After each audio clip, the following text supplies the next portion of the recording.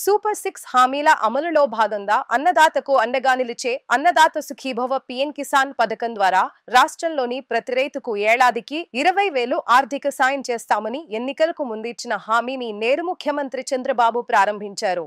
ఈ సందర్భంగా Kankipadu market yard నందు నిర్వహించిన అన్నదాత సుఖీభవ పీఎం కిసాన్ మొదటి విడత నిధులు విడుదల కార్యక్రమం పండుగ వాతావరణంలో జరిగింది. ఈ కార్యక్రమానికి ముఖ్య అతిథులుగా కృష్ణా జిల్లా ఇన్ఛార్జి మినిస్టర్ కార్మిక శాఖ మంత్రి వాసంశెట్టి సుభాష్, పెనమలూరు నియోజకవర్గ శాసనసభ్యులు బోడే ప్రసాద్, విజయవాడ తూర్పు నియోజకవర్గ శాసనసభ్యులు గద్ద రామ్మోహనరావు పాల్గొన్నారు. మంత్రి సుభాష్ మాట్లాడుతూ 46,85,838 మంది రైతుల ఖాతాల్లో మొదటి విడతగా 3,174 కోట్లు జమ చేస్తున్నట్లు ప్రకటించారు. రైతులకి ఆర్థికంగా వెసులుబాటు కల్పించడం,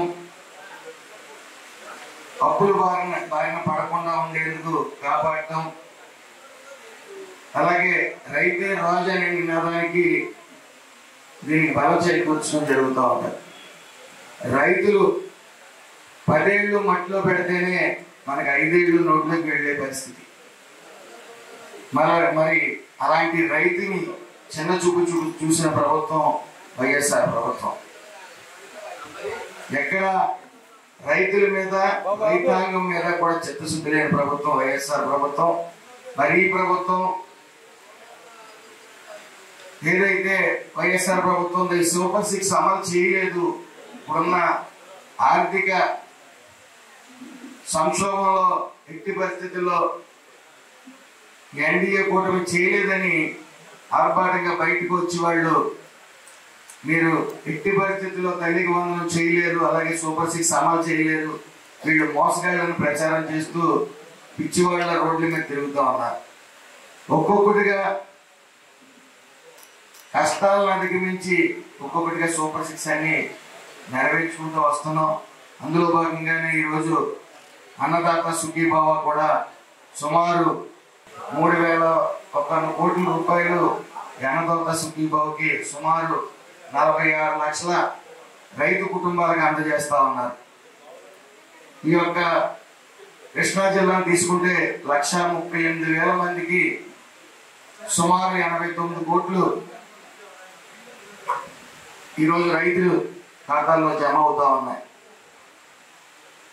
ఈ ఎరువులు ఏదైతే పురుగుల మందు డ్రోన్ల ద్వారా పిచికారీ చేసుకోవాలని చెప్పి డ్రోన్ని ప్రమోట్ చేయడం జరుగుతూ ఉంది ప్రభుత్వం. అలాగే సబ్సిడీ ద్వారా ఇచ్చే ఎరువుల్ని పక్కదోవ పట్టించిన, అక్రమాలు జరిగినా ఊరుకునేది లేదని, ఉపేక్షించేది లేదని మన నారా చంద్రబాబు నాయుడు గారు కానీ ఈ ఎన్డీఏ కూటమి చెబుతూ వస్తుంది. మరి ఈ మంచి ప్రభుత్వంలో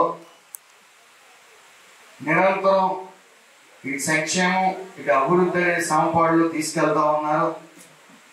దీన్ని ఓరవలేక బురద జల్లే ప్రయత్నంలో వైఎస్ఆర్ ప్రభుత్వం, వైఎస్ఆర్ ప్రతిపక్షం లేని వైఎస్ఆర్ కుళ్ళు కుతంత్రాలతో మరి ముందుకు వస్తా ఉంది.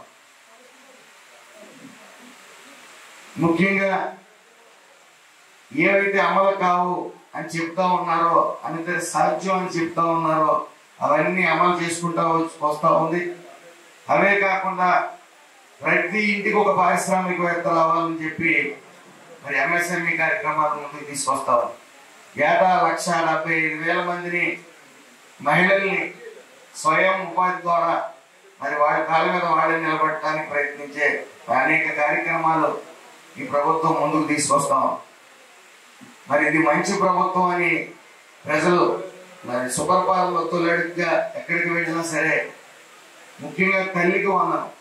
ఈ తల్లికి వందనం గత ప్రభుత్వం ఒక బటన్ నొక్కితే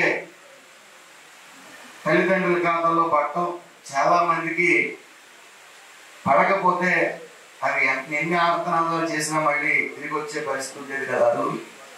మరి ఈ ప్రభుత్వంలో ఈ తల్లికి వందనం ఎవరికైతే అర్హులకు పడలేదో వాళ్ళు మళ్ళీ గ్రీవెన్స్ రేస్ చేసుకుని, ఒకసారి కదా 2 సార్లు గ్రీవెన్స్ రేస్ చేసుకుని మళ్ళీ తిరిగి పొందే అవకాశాన్ని, వెసులుబాటుని ప్రభుత్వం ఇచ్చింది. అంతేకాక గత 5 ఏళ్ల పాలనలో ఎప్పుడు రేషన్ కార్డులు ఓపెన్ చేసిన వైను లేవు కొత్తవి, అలాగే పెన్షన్లు ఓపెన్ చేసిన వైను లేదు. మరి ఈ మంచి ప్రభుత్వం రాగానే మరి ఇప్పుడు రేషన్ కార్డులు కొత్తగా ఇస్తా ఉన్నారు. అలాగే పెన్షన్లు కూడా కొత్త ఇస్తా ఉన్నారు. నిన్న 1వ తారీఖు కాబట్టి రాష్ట్ర వ్యాప్తంగా 1,00,000 మందికి కొత్త పెన్షన్లు ఇవ్వడం కూడా జరిగింది. మరి గత ప్రభుత్వం ఇవేమీ చేయలేక కేవలం డార్క్ రూమ్ లో ఉండి బటన్ నొక్కి సంక్షేమం జరిగిపోయింది, ఇలాగ అభివృద్ధి జరిగిపోయిందని పిచ్చూహలతో మరి వై నాట్ 175 అని నేను మంచి చేస్తేనే మాకు ఓటు వేయని చెప్పి ప్రజల్లోకి వెళ్ళి బొక్కబోర్లో పడి 11 సీట్లు పరిమితం అయినా సరే ఇంకా బుద్ధి రాక ఏవేవో మాట్లాడుతూ ఉన్నారు. ఏదేమన్నప్పటికీ వాడికి ఇంక బుద్ధి రాదని ప్రజలు గ్రహించారు.